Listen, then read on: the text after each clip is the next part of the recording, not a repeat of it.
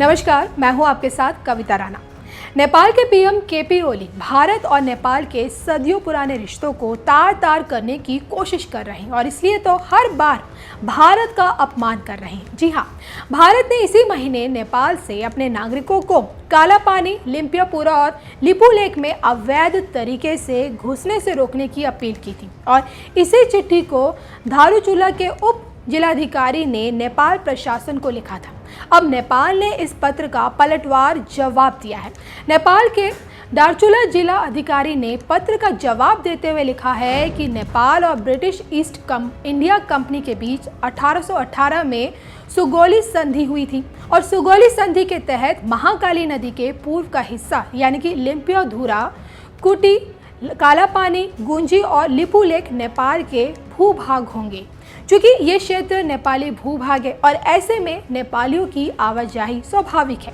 वहीं नेपाल के पूर्व उप प्रधानमंत्री कमल थापा ने इस पत्र को बाकायदा ट्विटर पर शेयर किया और भारत को दिए जवाब की सराहना की। कमल थापा ने ट्वीट में लिखा, शाबाश। तमाम नेपाली नागरिक भी इस जवाब को लेकर खुशी जता रहे हैं। दरअसल धारूचुला के एसडीएम ने एक पत्र लिखकर नेपाल के जिला प्रशासन से अपील की थी और कहा था कि नेपालियों को भारतीय क्षेत्र में अवैध तरीके से घुसना नहीं चाहिए और इससे दोनों देशों के प्रशासनों को परेशानी हो रही है।